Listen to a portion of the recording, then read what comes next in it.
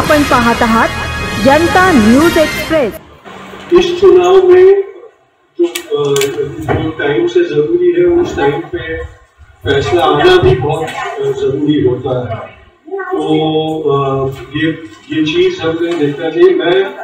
हम लोग भी एक डेलीगेशन में महाराष्ट्र के चीफ इलेक्शन ऑफिसर चोक्कालिंगम साहब को मिलने गए थे मंत्रालय में और एक पिटीशन उनको दिया था जो हमारी चिंताएं थी उसके बारे में। चोक्कालिंगम साहब ने बहुत अच्छी तरह से हमारे साथ बातें की, 2 घंटे तक सारी बातें की, लेकिन अगर उसका निष्कर्ष निकाला जाए तो एक बहुत ही चतुर ब्यूरोक्रेट ने कोई भी कमिटमेंट न किए बगैर हमें ऐसा एहसास दिलाया कि वो हमारी सारी बातें मान रहे हैं। तो जब हम निकले तो हमें लगा कि बहुत बड़ी जीत प्राप्त करके हमें निकले हैं, लेकिन जब विचार किया तो पता चला कि उन्होंने किसी भी चीज का ठोस आश्वासन हमें नहीं दिया था। सिर्फ छोटी छोटी बातों के लिए उन्होंने किया था, जैसे कि हमने अमरावती में कैंपेन में हेट स्पीच की बात उनके जहन में ला के दी तो उन्होंने हमारे सामने इमीडिएटली कलेक्टर को फोन किया और बोला कि इंक्वायरी करो और हमें बताओ कि क्या बात है। उसका आगे क्या हुआ है वो अभी तक हमें पता नहीं चला है। मॉडल कोड ऑफ कंडक्ट के वायोलेशंस और हेट स्पीच के इंस्टेंसेस में कितनी FIR फाइल हुई है वगैरह के हमको आंकड़े दिए गए, लेकिन उनका आगे क्या उसके ऊपर चल रहा है उसके बारे में कुछ पता नहीं है। पर एक बात CEO साहब ने बहुत मानी हमारे सामने कि इलेक्शन कमीशन ने लोगों के दिलों का भरोसा खो दिया कि अब लोगों को एतबार नहीं रहा है कि इलेक्शन कमीशन सही में तटस्थ रूप से काम करे। उन्होंने कहा ये बात सच नहीं है, लेकिन लोगों को जो एहसास है हुआ हो गया है और जो विश्वास में बदल रहा है उसको हम काउंटर नहीं कर सकते हैं। ये हमारी निष्फलता है, ऐसा वो कह रहे थे। तो मुझे लगता है जो सत्य है वो मानने से थोड़ा झिझक रहे थे, इसलिए वो सब कर रहे थे। पर उन्होंने उनको ये आश्वासन दिया कि महाराष्ट्र में वो इलेक्शन एकदम फेयर तरीके से कराएंगे और किसी भी तरीके से कोई दुर्व्यवहार नहीं होगा उसमें। मुंबई के वोटिंग के बारे में मैं ये कह सकता हूँ कि सारे के सारे पोलिंग बूथ्स पे एक तरीके से ये लग रहा था कि वोट करने के प्रोसेस को काफी स्लो डाउन कर दिया है और इसके कारण कई जगहों पे ये देखने को मिल रहा था कि लोग गर्मी में और लाइनों में खड़े रहकर फ्रस्ट्रेट होकर कई लोग वापस जा रहे हैं। तो उसका वोटिंग परसेंटेज में कितना असर हुआ है मैं नहीं जानता, लेकिन ये बात कई बूथों पर से मुझे जानकारी मिली। मैंने अपने जहां मैं वोट करने गया था मुझे सीनियर सिटीजन्स की लाइन में खड़ा होने के बावजूद मेरा वोट कास्ट करने में लाइन में लगने से वोट कास्ट करने तक मुझे 45 मिनट का टाइम लगा था पहुंचने में। तो उतनी पेशेंस सब लोग नहीं दिखा रहे थे क्योंकि गर्मी बहुत थी और फैसिलिटीज उतनी कम थी। और महाराष्ट्र में पहली बार इलेक्शंस में जन आंदोलनों का, जन संगठनों का की पहल एक साथ सिर्फ महाराष्ट्र में नहीं ये देश भर में हो रहा है, क्योंकि ये एक तरह का ऐतिहासिक चुनाव है और बहुत सारी चीजें दांव पर लगी है जनतंत्र और संविधान को लेकर। और जिस भूमि पर हम खड़े हैं वो भूमि भी फिसल रही है और ऐसे माहौल में महाराष्ट्र और देश के बहुत सारे जन संगठनों ने ये तय किया था कि इस इलेक्शन में हम बहुत मीनिंगफुल इंटरवेंशन करेंगे, बहुत ही नियोजित तरीके से ये हस्तक्षेप या ये इस तरह की पहल होगी और उसकी काफी सारी प्रक्रियाएं लगभग 1 साल से महाराष्ट्र में और देश भर में चल रही है। आज जो प्रक्रियाएं यहाँ पर ये प्रेस कॉन्फ्रेंस एड्रेस कर रही है उसमें भारत जोड़ो अभियान एक मंच है, बॉम्बे कैथोलिक सभा है, forum against operation of women है, लोक मोर्चा है, महाराष्ट्र डेमोक्रेटिक फोरम है peoples union for civil liberties है और वोट फॉर डेमोक्रेसी है। तो हम सब ने मिलकर ये पूरी प्रक्रिया महाराष्ट्र में चलाई है और एक कॉल जो हम सबका मिलकर है, कॉमन कॉल जो हमने महाराष्ट्र में दिया, उसका नाम है निर्धार महाराष्ट्राचा।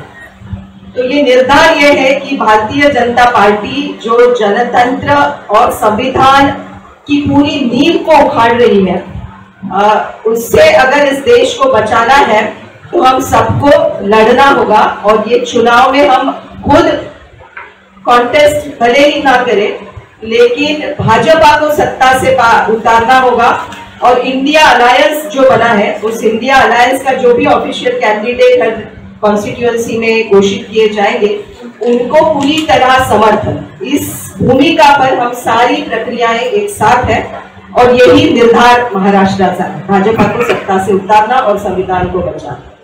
तो ये लेकर हम जब सब अलग अलग कॉन्स्टिट्यूएंसीज में काम कर रहे हैं, भारत जोड़ो अभियान महाराष्ट्र की 23 कॉन्स्टिट्यूएंसीज में फोकस्ड काम पिछले कुछ महीने से कर रही है और जिसमें से 21 कॉन्स्टिट्यूएंसी में मैं खुद होकर आई हूँ। तो ये बिल्कुल साफ है कि पूरे महाराष्ट्र में बीजेपी के खिलाफ एक एंटी बीजेपी पूरा माहौल बना है, एंटी मोदी माहौल बना है और किसान हो, मजदूर हो, शहर में जो छोटे मोटे अपने अपने जिंदगी बसर करने के लिए छोटे धंधे करने वाले हो, महिलाएं हो, आदिवासी हो, दलित हो, घुमंतु कम्युनिटीज हो, इन सब के बीच में एक बीजेपी के खिलाफ बहुत बड़ी हवा और माहौल बिल्कुल है और ये छुपाया नहीं जा सकता। और इसी के कारण जो गड़बड़ियां इलेक्शन की पूरी प्रक्रिया में हो रही है, उस पर भी हमें शक है और अभी इलेक्शन कमीशन की भूमिका शक के दायरे में भी है और बहुत सारे सवालों से वो इलेक्शन कमीशन की भूमिका घिरी हुई है। तो वो सारे सवाल हम मिलकर आपके सामने रखने वाले हैं। लेकिन जिन 7 फेजेस में ये इलेक्शन जाएगी, 5 अभी पूरी हो चुकी है, उस 5 में जैसे जैसे हर एक फेज में ये दिखाई दिया कि सिर्फ महाराष्ट्र में नहीं, देश भर में एक एंटी बीजेपी लहर चल रही है। तो जैसे ये लहर ज्यादा सामने आ गई, ज्यादा उजागर हो गई पूरे देश भर में, इलेक्शन कमीशन का रोल भी हमको बदलते हुए नजर आ रहा है।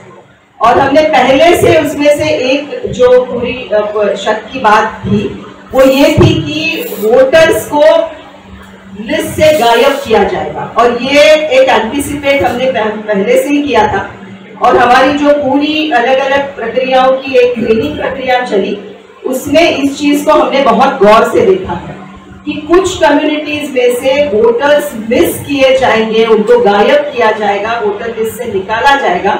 इस चीज को हमने चुनौती के रूप में पहले से ही फेस किया और उसको फेस करने की एक तैयारी भी हमारी थी कि मिसिंग वोटर्स को आइडेंटिफाई कैसे करना है। उसकी एक पूरी प्रक्रिया बनाकर ट्रेन किया गया बाकायदा बहुत सारी एक्टिविस्ट को, यूथ एक्टिविस्ट को, यंग एक्टिविस्ट को, और ये मिसिंग वोटर को आइडेंटिफाई करके उन्हें फिर से एनरोल करने की भी प्रक्रिया हुई।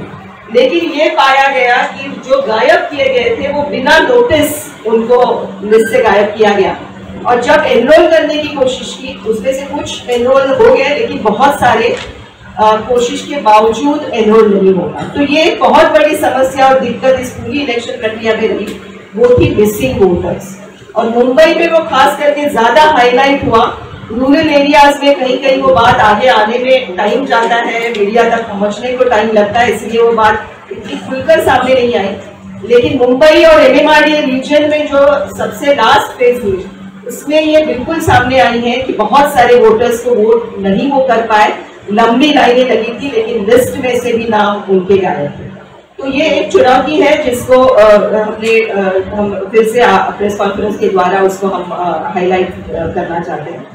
और दूसरा है कि जो भी जैसे तुषार जी ने कहा कि 2 बार हम इलेक्शन ऑफिसर को मिले, एक बार चीफ इलेक्शन ऑफिसर को मिले और दूसरी बार एडिशनल चीफ इलेक्शन ऑफिसर को, और दोनों ने बहुत सारी जानकारी दी कि क्या होना चाहिए, कैसे होगा वगैरह।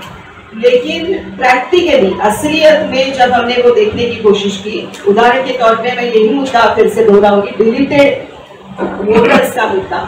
और उन्होंने हमको बताया था एडिशनल चीफ इलेक्शन ऑफिसर ने कि हर पोलिंग बूथ में एक फैसिलिटी सेंटर होगा जहां पे ASD लिस्ट होगी जिसमें डिलीटेड वोटर्स की लिस्ट आप देख सकते हैं। तो जिन वोटर्स का नाम डिलीटेड वोटर लिस्ट में है वो वहां पे अगर आइडेंटिफाई हो जाता है तो आप जो भी ID कार्ड आपके पास है उसके साथ वोटिंग कर सकते हैं।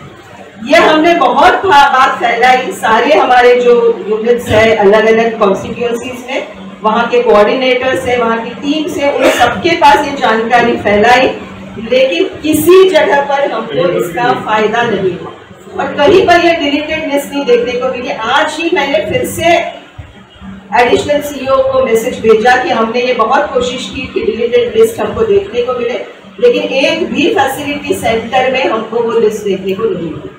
तो ये इस तरह की कमियां जो टॉप ऑफिसर्स कहते हैं कि ये होना चाहिए और जमीन पे वो नहीं दिखता, उसका एक बहुत ठोस उदाहरण ये है।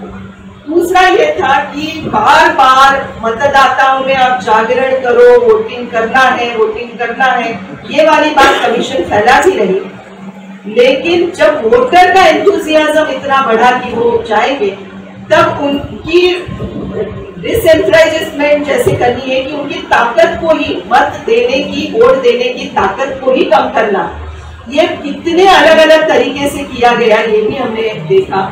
और उसमें मिसिंग वोटर वोट ये तो एक उनकी बात हम कह रहे हैं। दूसरा ये था कि एक ही परिवार में 4-5 बूथ में आपको अलॉट कर देना, एक ही परिवार के सदस्य एक ही जगह रहते हैं, लेकिन किसी का नंबर 1 पोलिंग बूथ में, किसी का 10 किलोमीटर दूर पोलिंग बूथ में, तीसरे का और कहीं। तो ये भी चीज बहुत पाई गई। तो ये क्या है, अगर आपके पास, आप डिजिटल इंडिया की बात करते हो, एड्रेस सबका एक है, पास में आपका पोलिंग बूथ होना चाहिए, लेकिन वो पास में नहीं थे। और अगर आप उतने कमिटेड और कन्विक्शन के साथ वोटिंग करने जा रहे हो तो ही एक परिवार के 5-6 सदस्य अलग अलग जगह पे जाके वोट करें। आम परिवार जिनके पास अपना व्हीकल नहीं है वो नहीं जा सकते दूर दूर वोट करने के लिए। तो ये भी एक चीज पैटर्न के रूप में पाई गई, ये एक इक्का दुक्का उदाहरण नहीं है, ये बहुत सारी जगह पे इस तरह की कंप्लेंट्स हमने पाई है।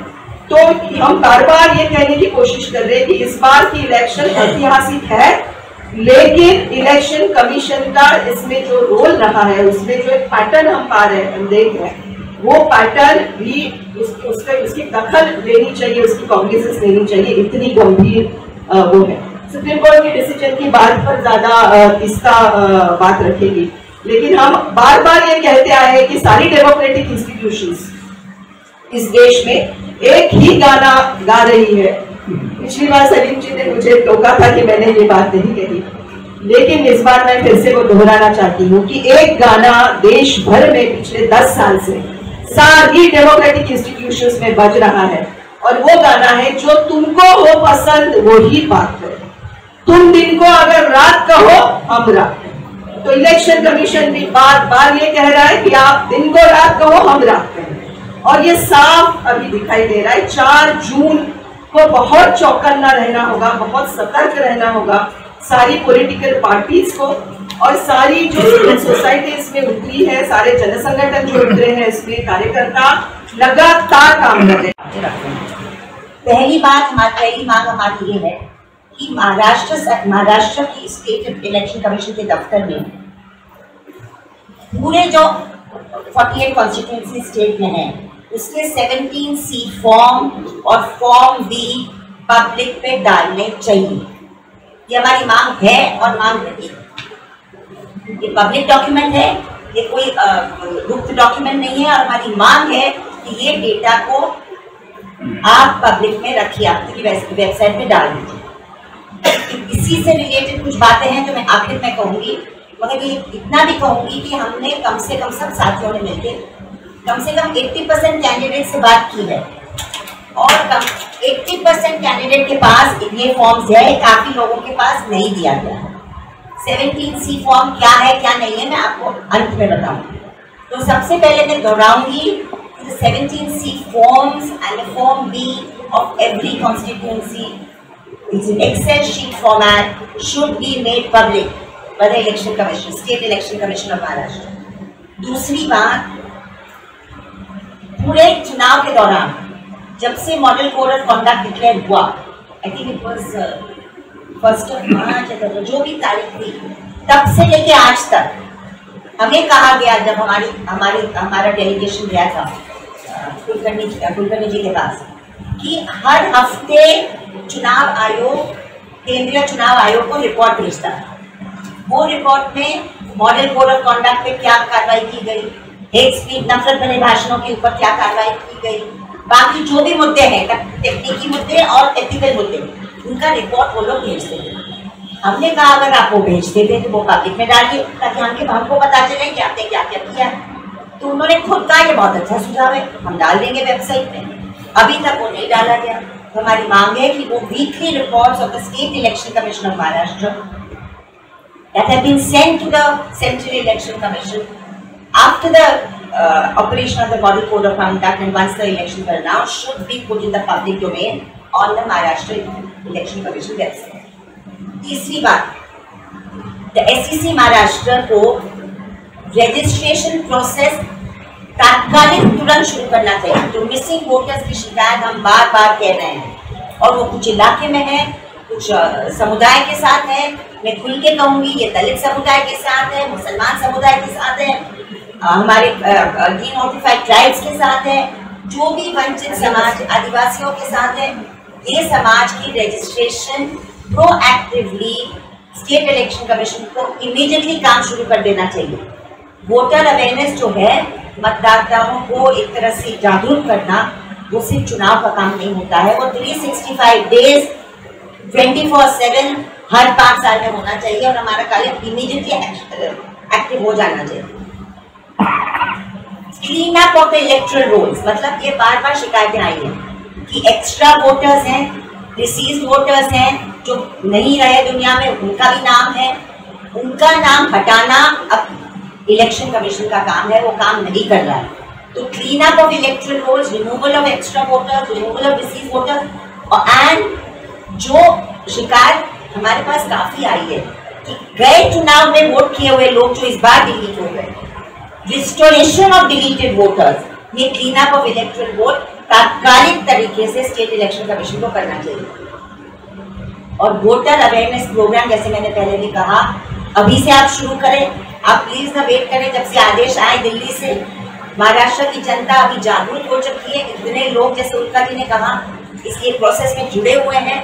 वो चाहते हैं कि ये मोमेंटम ना विधानसभा चुनाव के लिए कम हो, ना आगे के लिए कम हो। इसलिए सक्रिय रह के इनको अभी से अभी ये काम शुरू कर देना चाहिए।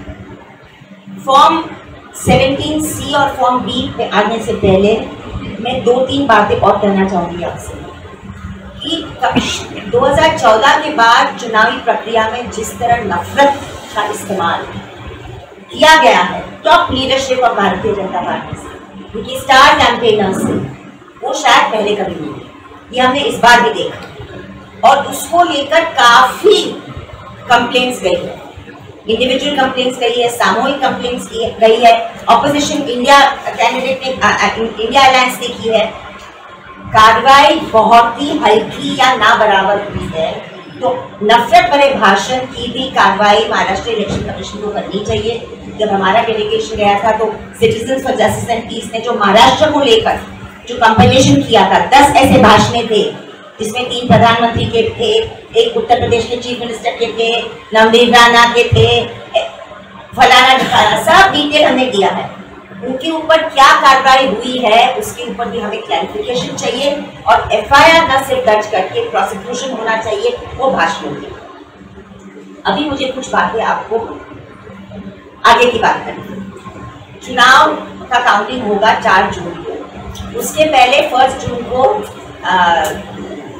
लास्ट वोटिंग हो जाएगा बाकी क्षेत्र में और एग्जिट पोल शुरू हो जाएगा। और हम मानते हैं कि एक हफ्ते से जो हम इलेक्शन कमीशन का जो पूरा रवैया देख रहे हैं वो बहुत ही चिंताजनक है। कल रात को, अब मैं जानबूझ के एक टीवी चैनल का जिक्र इसलिए कर रही हूँ क्योंकि these are very very strange times. 2 पूर्वी इलेक्शन कमीशन और बहुत ही वरिष्ठ इलेक्शन कमीशन जिन्होंने हमारा पूरा इलेक्शन सिस्टम को इलेक्ट्रॉनिक भी बनाया, सफाई भी किया और जनता को जोड़ने का काम किया। एक थे CC याकूब कुरैशी और दूसरे थे CEC अशोक लवासा। उन्होंने इंडिया टुडे के चैनल पे कहा कि 17 सीट फॉर्म को जाहिर करने में वक्त नहीं लगना चाहिए, नंबर 1। दूसरी बात उन्होंने कहा कि इतना दबदबाव क्यों है कि आप न सिर्फ इसको जाहिर नहीं कर रहे हैं मगर उसको पब्लिक डोमेन में भी नहीं डाल रहे वेबसाइट पे। तो कुछ ना कुछ आप लोगों के दिल में, दिमाग में शक पैदा करने की बात कर रहे हैं और आपको in fact you should be winning the confidence of it. तो इसीलिए हम कह रहे हैं, और ये हम अधिकार से कह रहे हैं क्योंकि कल से हम लोग ये कह रहे हैं कि 17C फॉर्म और form B to find out, ये आपका भी अधिकार है, हमारा भी अधिकार है, संगठन को भी अधिकार है और इंडिविजुअल को भी अधिकार है कि हमारे कॉन्स्टिट्यूंसी में कितने वोट डाले गए, कौन से बूथ में कितने वोट डाले गए। ये 17C form booth wise data देता है एक्सेल शीट फॉर्मेट में। उसमें मेल कितने, फीमेल कितने, थर्ड जेंडर कितने, ये सब डिटेल होते हैं। हम सैंपल आपको दिखा सकते हैं इसके बाद। और फॉर्म B एक संक्षेप में समरी देता है कि 5 या 6 असेंबली कॉन्स्टिट्यूंसी में कितने लोगों ने वोट दिया। ये दोनों चीज मैक्सिमम दूसरे दिन दोपहर तक कैंडिडेट के हाथ में आ जानी चाहिए। और ये आज नहीं आ जाती है, ये नहीं दी जाती है। It should have a stamp of the presiding officer, it should have a signature and date of the presiding officer। और मैं ये भी जानकारी आपको दूँ कि 17C के 3 कॉपी होते हैं। एक कॉपी कैंडिडेट को दिया जाता है, दूसरा कॉपी EVM के बॉक्स में रखा जाता है और तीसरा कॉपी इलेक्शन कमीशन के पास होता है। तो इसीलिए हमारी मांग 8 से लेकर 4 तारीख का ये है। ये सिर्फ कैंडिडेट ही मांग सकता है क्या? नहीं, मैं कमिंग टू दैट। वो एक ये पॉइंट करने के बाद मैं वही बताने वाली हूँ कि अभी काउंटिंग डे पे हमारी यही मुहिम एक चल रही है कि awareness of the candidate and awareness for the polling and booth agents, कि जैसा आपका EVM बॉक्स खुलता है, do not start counting till you have seen the 17C form. ये हमारी पहली मांग है। जैसा EVM खुलता है और 17C फॉर्म वहां से निकलता है, आप टैली करो कैंडिडेट के 17C फॉर्म के साथ। अगर टैली होता है तो ठीक है, नहीं तो वहीं के वहीं काउंटिंग रोक दो। ये हम एक मुहिम चलाने वाले हैं नागरिक के ऊपर, क्योंकि एक बार काउंटिंग प्रोसेस चलता है और रिजल्ट डिक्लेयर हो जाता है, उसके बाद आपका प्रोसेस इतना लंबा चौड़ा है कि इलेक्शन हाथ के बाहर निकलेगा। तो we are starting this campaign, I will repeat it in English, that voters will must prevail. It is the voters' will that must prevail. How many votes have been cast? Have the cast vote been counted? And have the counted vote been reflected in the form 17C? That is the campaign that we are going to start, and we have already started. 3 forms of 17C are available. One is with the candidate. One is put on the sealing day itself. Before the EVM box is sealed, it is put inside the in the EVM box. And the third is with the Election Commission. We are demanding that on counting day, all the counting and booth agents of the all parties make sure that the 17C form is tallied with the 17C form which is with the candidate, and if there is no inaccuracy, only then counting begins. Number 1. Number 2, moment the votes exceed what is counted there, the voting must be demanded to be stopped and objection must be raised. That campaign has to start. ये national level पे campaign चलाई जाएगी। एक ये भी एक suggestion आया है कई लोगों से, गोवा से, मैं आपके साथ शेयर करती हूँ कि हम लोग सब मिलके इंडिविजुअली भी और कलेक्टिवली डिसाइडिंग ऑफिसर जो IAS ऑफिसर होते हैं उनको एक खत लिखें, और ये खत का ड्राफ्ट मेरे पास है कि IAS ऑफिसर जो देश में होता है, he is sworn to the Indian constitution. Administrative rule जो है वो कोई सरकार का नौकर नहीं है, वो संविधान को मानने वाला एक प्रतीक है। तो हम उनको अपील करेंगे कि आपके एडमिनिस्ट्रेटिव रूल्स के तहत आपको संविधान को फॉलो करके वहां पे जो होता है पोलिंग बूथ में, उसको निष्पक्ष रह के आपको काउंटिंग कराना पड़ेगा।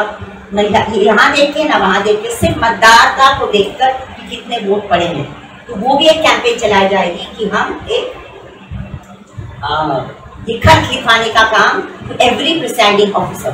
शायद आपको पता ही होगा कि पार्लियामेंट्री कॉन्स्टिट्यूंसी अगर 48 है महाराष्ट्र में, तो there are 6 assembly constituencies within that, and every assembly constituency has 1500 to 2000 booths, and वो 1500 से 2000 बूथ में एक्सेल शीट फॉर्मेट में ये 17C फॉर्म होता है, तो काफी लंबा चौड़ा होता है। हर कैंडिडेट के बाद 1500, 1600, 1800 ऐसे फॉर्म आते हैं, और इसीलिए हम बार बार दोहरा रहे हैं कि 17C और form B is a public document. अभी आपका जो सवाल, जो इलेक्शन कॉन्डक्ट रूल 1961 है, उसमें रूल 93 कहता है कि कोई भी मेंबर ऑफ पब्लिक 17C का इंस्पेक्शन मांग सकता है। इंस्पेक्शन कॉपी नहीं, आपको इंस्पेक्शन आप मांग सकता है, which means that it's already a public document. Inspection means check कर, correct. So which means it's already a public document. और कल के प्रोग्राम के बाद आज हमने बार बार पूछा इलेक्शन कमीशन या former election commission chief election commissioner Lavasa साहब और कुरैशी साहब, that is there anything wrong in a public campaign of this nature?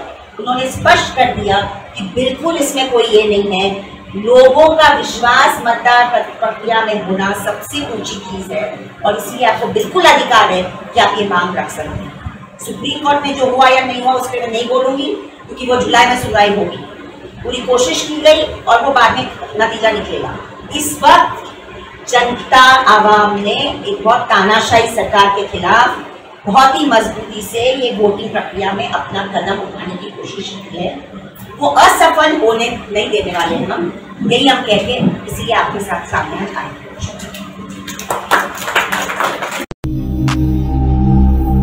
अचूक बातम्या, निपक्षपाती विचार, अन्यायाविरुद्ध वाचा फोडणारे परखड विचारांचे सार्वभौम दैनिक प्रजासत्ताक जनता।